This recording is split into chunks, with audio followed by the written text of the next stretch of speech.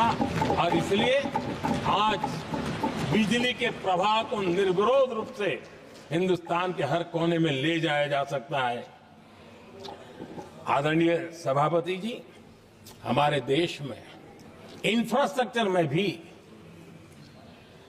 भेदभाव की बू आती रही है। हमने उसे मिटा करके देश की एकता को ध्यान में रखते हुए, एक संतुलित विकास को ध्यान में रखते हुए हमने उस भेदभाव, उस भावना को खत्म करके एकता को मजबूत किया। हमने नॉर्थ ईस्ट हो या जम्मू कश्मीर हो, हिमालय की गोद के इलाके हो या रेगिस्तान के सटे हुए इलाके हो, हमने पूरी तरह इंफ्रास्ट्रक्चर को एक सामर्थ्य देने का प्रयास किया है ताकि एकता के भाव को अभाव में से कारण कोई दूरी पैदा न हो, उसमें से बदलने का हमने काम किया। आदरणीय सभापति जी, युग बदल चुका है और हम नहीं चाहते हैं कि डिजिटल के क्षेत्र में हैव्स एंड हैव्स नॉट की स्थिति बन जाए। देश के लिए समान रूप से, और इसलिए दुनिया के अंदर बड़े गर्व के साथ हम कहते हैं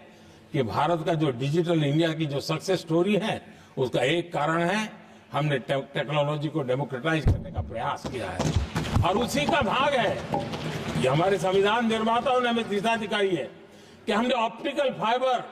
हिंदुस्तान की हर पंचायतों तक ले जाने का प्रयास किया है ताकि भारत की एकता को मजबूती देने में हमें ताकत मिले। आदरणीय सभापति जी, हमारा संविधान की अपेक्षा है एकता की और इसी को ध्यान में रखते हुए हमने मातृभाषा के महात्म्य को स्वीकारा है। मातृभाषा को दबा करके हम देश के जनमानस को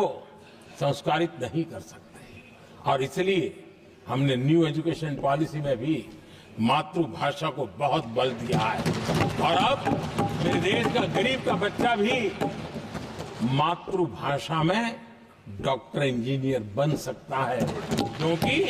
हमारा संविधान सबसे पीछे है, उनकी सबसे दरकार करने का हमें आदेश देता है। इतना ही नहीं, हमने क्लासिकल लैंग्वेज की दिशा में भी कई लैंग्वेजेस जो जिनका हक बनता था उनको हमने उस स्थान पर रख करके हमने उनका सम्मान किया था। देश भर में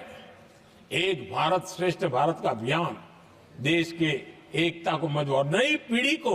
वो संस्कारित करने का काम हमारी तरफ से चल रहा है।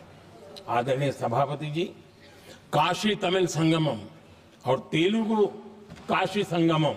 ये आज एक बहुत बड़ा इंस्टीट्यूशनलाइज हुआ है और समाज के निकटता को मजबूती देने का एक सांस्कृतिक प्रयास भी हमारा चलता रहा है क्योंकि उसका कारण यही है कि संविधान की मूल धारा में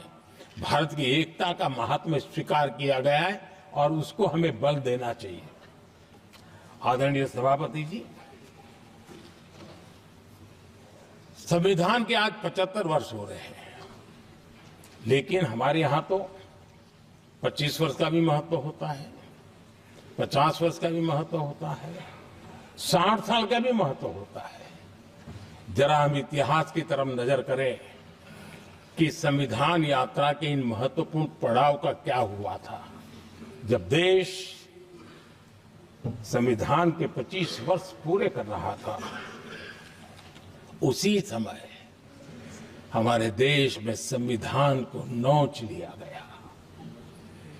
इमरजेंसी आपातकाल लाया गया।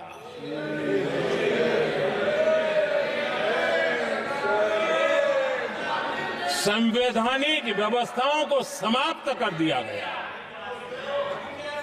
देश को जेल खाना बना दिया गया, नागरिकों के अधिकारों को लूट लिया गया, प्रेस की स्वतंत्रता को ताले लगा दिए गए और कांग्रेस के